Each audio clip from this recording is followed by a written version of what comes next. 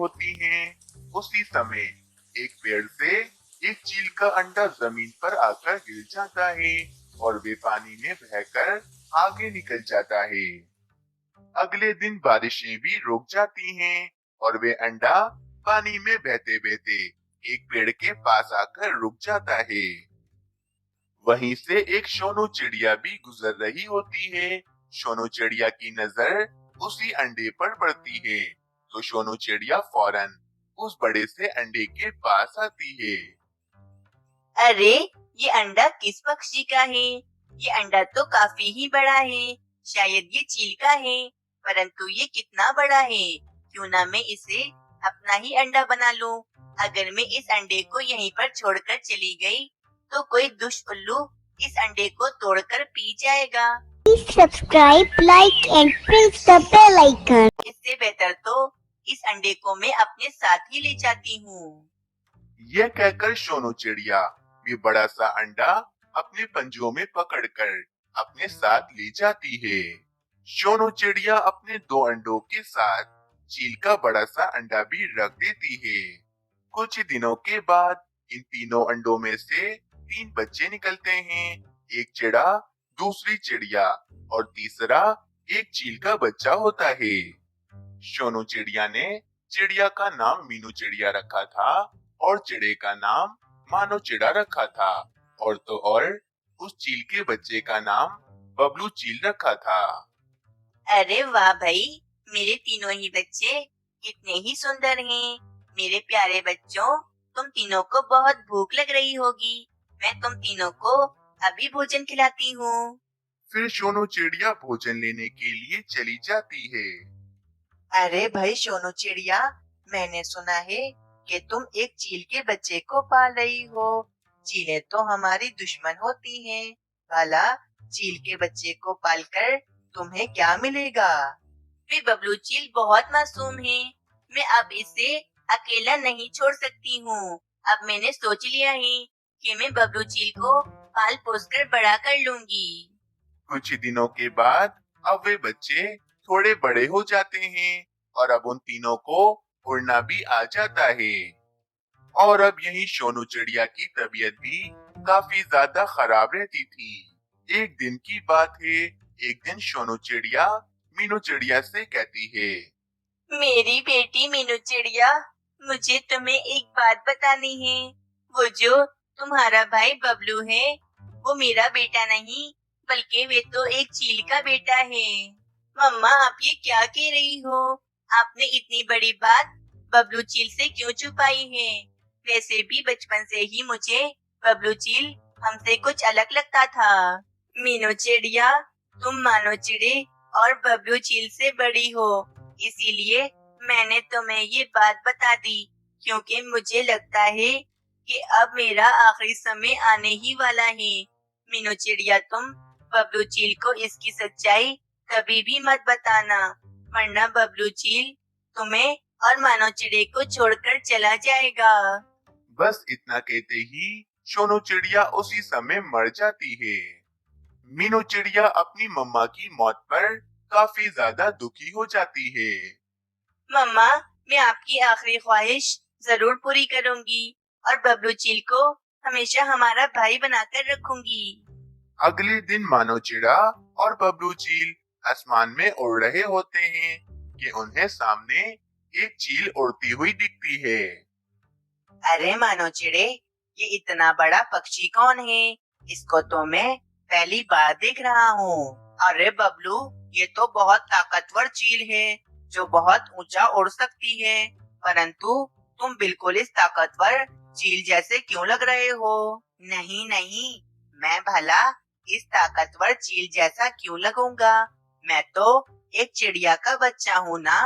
हाँ, तुम ठीक कहते हो। मैं कुछ ज्यादा ही सोच रहा हूँ। शायद मुझे इसी वजह से लग रहा है। रात हो जाती है। मीनू चिड़िया और मानो चिड़ा सो रहे होते हैं, परंतु वे बबलू चील अभी तक जाग रहा होता है। इस मानो चिड़े की बात मुझे बहुत परेशान कर रही है। मुझे तो समझ में नहीं आ रहा कि वे ताकतवर चील मुझ में क्यों मिल रही थी।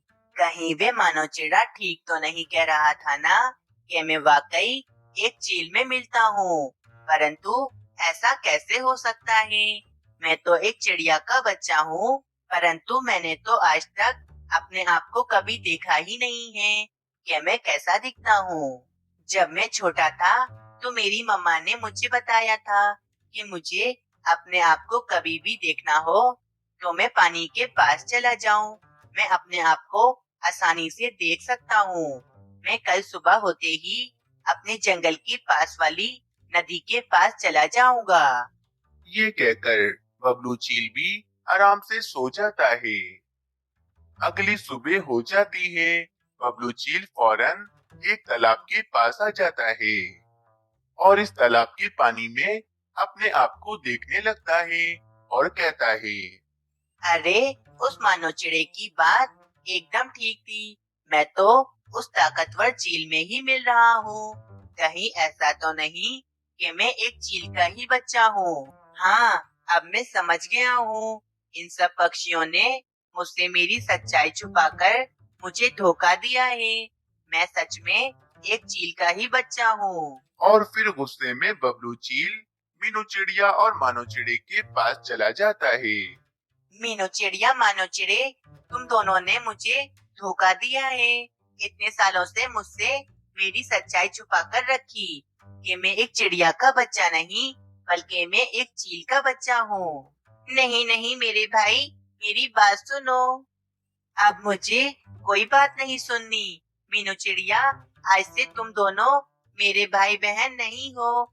मैं जा रहा हूँ, हमेशा हमेशा के लिए। फिर बबलू चील गुस्से में पहाड़ों की तरफ जहाँ चीलें रहती थी वहाँ चला जाता है और यही मीनू चिड़िया और मानो चिड़ा भी काफी ज्यादा उदास हो जाते हैं। चील आंटी, मैं इसी जंगल की चीलों में से किसी एक चील का बच्चा हूँ, परंतु मुझे जंगल के पक्षियों ने पाल पोस कर बड़ा कर दिया और वो कहते हैं कि मैं उनका बच्चा हूँ। लेकिन अब मैं जान चुका हूँ कि मैं एक चिड़िया का बच्चा नहीं बल्कि मैं एक चील का बच्चा हूँ। मेरी सच्चाई इतने सालों तक मुझसे छुपा कर रखी और मुझे धोखा दिया। अब मैं उन पक्षियों से अपना बदला लेना चाहता हूँ। अरे वाह, इसका मतलब तुम तो जानते होगे कि जंगल के पक्षियों के नन्हे नन्हे बच्चे कहाँ रहते हैं। मैं बस कुछ ही देर के बाद जंगल के पक्षियों पर हमला करने ही वाली हूँ। तुम मेरे साथ ही चलना और मुझे नन्हे नन्हे पक्षियों के घोंसले बता देना। अरे वाह चीलंटी, मैं आपकी जरूर मदद करूँगा, परंतु आप मीनू चिड़िया और मानो चिड़े को भी पकड़ लीजिएगा। मुझे इनसे अपना बदला लेना है। हाँ ठीक है, मैं अभी चलती हूँ, कुछ देर के बाद में आती हूँ। फिर चलते हैं पक्षियों को पकड़ने। ये कहकर वे बाजू चील वहाँ से चली जाती है और यहीं बाजू चील बैठा हुआ होता है कि इसे एक पक्षी की आवाज सुनाई देती है। कोई मुझे बचाओ, कोई मुझे बचाओ, मुझे इस पिंजरे से आजाद करवाओ। कोई तो है, मेरी जान बचाओ। ये आवाज तो यहीं कहीं से आ रही है। चलो मैं देखता हूँ। ये कहकर वे बबलू चील इधर उधर देखने लगता है कि आवाज कहाँ से आ रही थी। बबलू चील इधर उधर ढूंढ ही रहा होता है कि बबलू चील को सामने ही एक कबूतर पिंजरे में कैद दिखता है। बबलू चील फौरन उस कबूतर के पास जाता है। अरे कबूतर अंकल, आपको पिंजरे में किसने कैद किया है? तुम तो बबलू चील हो ना? मैं तुम्हें अच्छी तरह से जानता हूँ। तुम्हारी चील मम्मा मेरी बहुत अच्छी दोस्त थी, परंतु उनकी तेज बारिश में मृत्यु हो गई थी और उनका अंडा पानी में बह गया था और फिर वे अंडा तुम्हारी दूसरी मम्मा सोनू चिड़िया ने उठा लिया था और इसे बिल्कुल अपने अंडों की तरह ही रखा था और फिर उस अंडे में से तुम निकले थे बबलू चील। सोनू चिड़िया ने तुम्हें अपने बच्चों की तरह ही पाला था। लेकिन बबलू चील, तुम यहाँ पर क्या कर रहे हो? तुम्हें तो मानो चिड़े और मीनू चिड़िया के साथ होना चाहिए था ना? फिर बबलू चील कबूतर को सारी बात बताता है कि बबलू चील मीनू चिड़िया और मानो चिड़े से अपना बदला लेना चाहता है। अरे दुष्ट कहेंगे, आज तुम उसी सोनू चिड़िया के बच्चों की जान लेने के पीछे पड़े हो, जिस सोनू चिड़िया ने तुम्हें पाल पोस कर इतना बड़ा कर दिया है। मैंने तो सोनू चिड़िया से पहले ही कह दिया था कि चीलें हमारी दुश्मन होती हैं। चीलों के बच्चों को पालना बहुत बुरी बात है, लेकिन सोनू चिड़िया ने मेरी बात ना मानी और तुम्हें पाल पोस कर इतना बड़ा कर दिया। कबूतर की बात सुनकर बबलू चील काफी ज्यादा उदास हो जाता है और उसके समझ में आ जाती है कि वे मीनू चिड़िया और मानो चिड़े के साथ बिल्कुल गलत कर रहा था।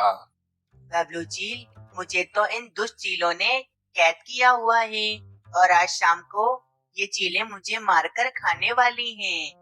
तुम मुझे यहाँ से आजाद करवा दो। कबूतर अंकल, आपने तो मुझे मेरी सारी सच्चाई बताई है और आप तो मेरी मम्मा के दोस्त भी हैं।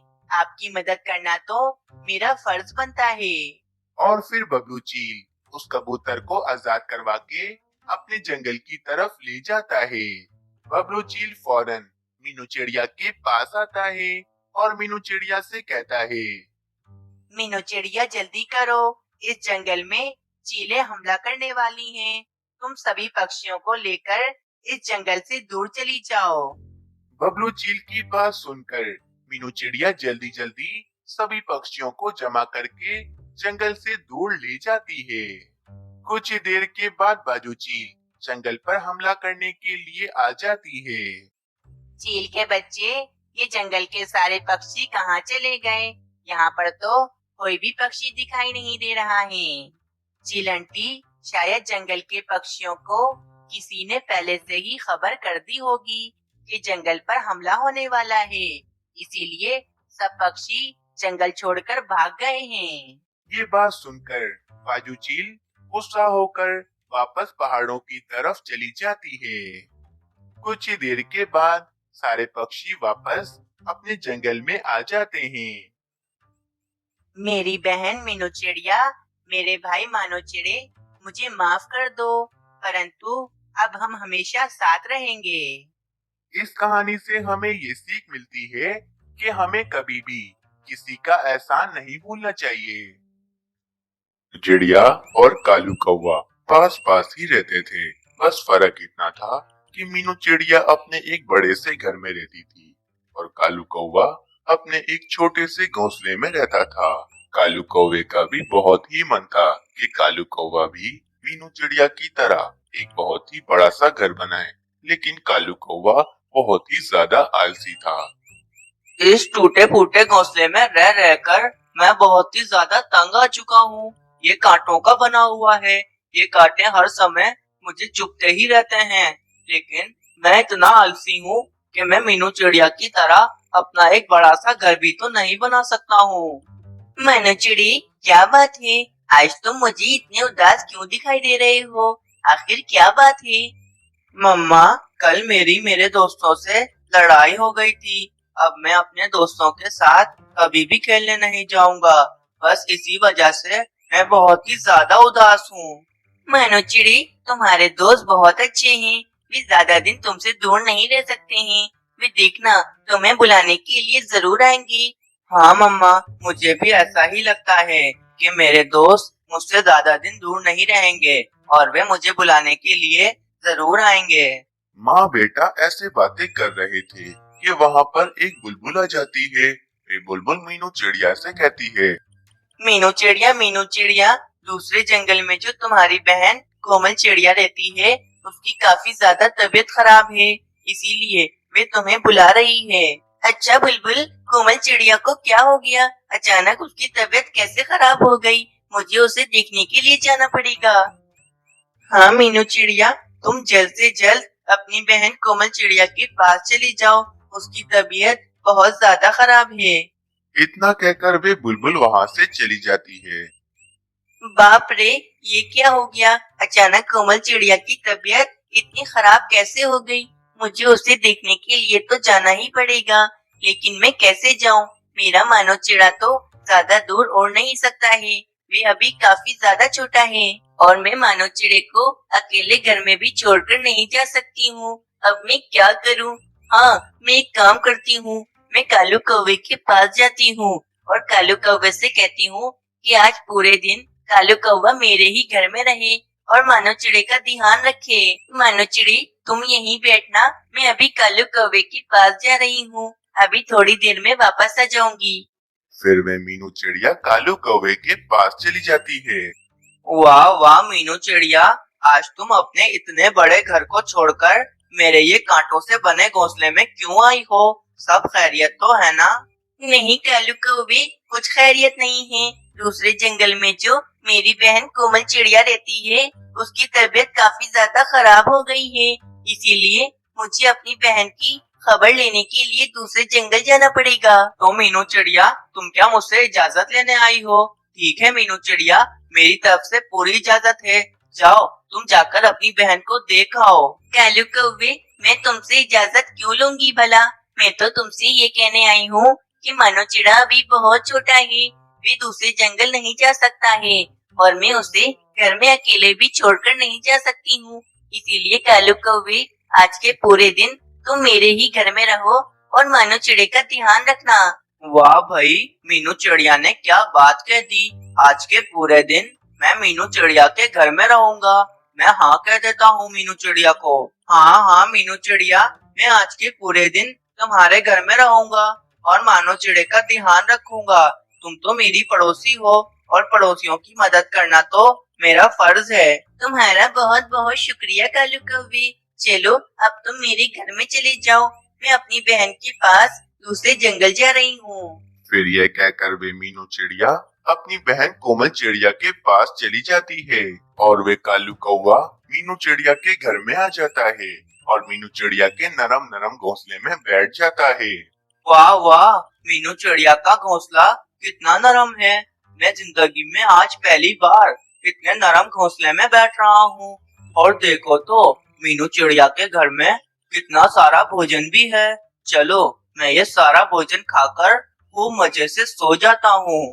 फिर वे कालू कौवा मीनू चिड़िया का सारा भोजन खाने लगता है तो मानो चिड़ा कालू कौवे से कहता है, कौवे अंकल, मुझे बहुत जोरों से भूख लगी है, मुझे भी ये भोजन खाना है। चुप करो, वरना लगाऊंगा एक। ये सारा भोजन मेरा है, ये भोजन सारा मैं खुद खाऊंगा। इसमें से एक भी भोजन मैं तुम्हें खाने नहीं दूंगा। चलो, चुप कर बैठ जाओ। ये कौवे अंकल तो मुझे एक भी भोजन खाने नहीं दे रहे।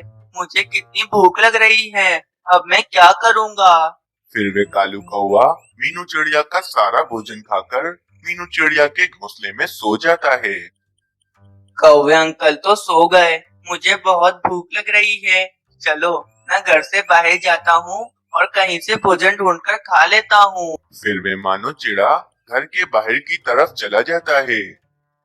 फिर मानो चिड़ा भोजन की तलाश में जा रहा होता है। मानो चिड़े को कहीं पर भी भोजन नहीं मिलता कि मानो चिड़े को सामने जमीन पर एक गंदुम का दाना पड़ा हुआ दिखता है। मानो चिड़ा फौरन उस गंदुम के दाने के पास जाता है। जैसे ही मानो चिड़ा उस गंदुम के दाने के पास आता है तो तेज हवा में एक टहनी उड़ती हुई मानो चिड़े के ऊपर आकर गिर जाती है और मानो चिड़ा काफी ज्यादा जख्मी हो जाता है। कोई मेरी मदद करो, ये टहनी मुझ पर से उठाओ, मुझे बहुत दर्द हो रहा है। कोई मेरी मदद करो। वहीं से एक तोता भी गुजर रहा होता है। तोता मानो चिड़े की आवाज सुनता है और वे तोता फौरन मानो चिड़े के पास आ जाता है। फिर वे तोता फौरन मानो चिड़े के ऊपर से वे टहनी उठाता है और फेंक देता है। बाप रे, मानो चिड़े, तुम तो काफी ज्यादा घायल हो गए हो। ये मीनू चिड़िया को अपने बच्चे की बिल्कुल भी चिंता नहीं है, यूं ही अपने छोटे से बच्चे को बाहर भेज दिया। फिर वे मानो चिड़ा कालू कौवे की सारी बातें उस तोते को बताता है कि कैसे कालू कौवे ने मीनू चिड़िया का सारा भोजन खा लिया और वे मजे से मीनू चिड़िया के घोंसले में सो रहा है। ये मीनू चिड़िया कितनी बुद्धू है, इसे कालू कौवा ही मिला था। ये मीनू चिड़िया मुझे बोल देती तो मैं तुम्हारे घर में रुकता और तुम्हारा अच्छे से ध्यान रखता। चलो, मैं तुम्हें पट्टी कर देता हूँ और चलो, तुम मेरे घर में चलो। फिर वे तोता मानो चिड़े को अपनी पीठ पर बिठाकर अपने घर की तरफ ले जाता है। वहीं दूसरी तरफ एक उल्लू अपने लिए कोई घोंसला तलाश कर रहा होता है। जिस घोंसले में वे उल्लू रह सके, तो उस उल्लू को कालू कौवे का खाली घोंसला दिखता है। वे उल्लू फौरन कालू कौवे के घोंसले में आ जाता है। ये घोंसला तो एकदम खाली है। लगता है इस घोंसले में कोई भी नहीं रहता है। आज से मैं इसी घोंसले में रहूंगा। फिर वे उल्लू समझता है कि इस कालू कौवे के घोंसले में कोई भी नहीं रहता, इसीलिए वे उल्लू कालू कौवे के घोंसले में ही रहने लग जाता है। और वहीं तोते ने मानो चिड़े के जख्मों पर पट्टी कर दी थी और अब मानो चिड़ा आराम कर रहा होता है। फिर शाम हो जाती है।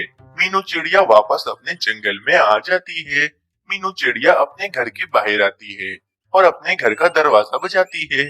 कालू कौवे खोलो दरवाजा, मैं मीनू चिड़िया हूँ, खोलो दरवाजा। फिर मीनू चिड़िया अपने घर के अंदर आती है तो मीनू चिड़िया देखती है कि मीनू चिड़िया के घर में तो एक भी भोजन नहीं होता, और तो और मीनू चिड़िया का बेटा मानो चिड़ा भी वहाँ पर नहीं होता।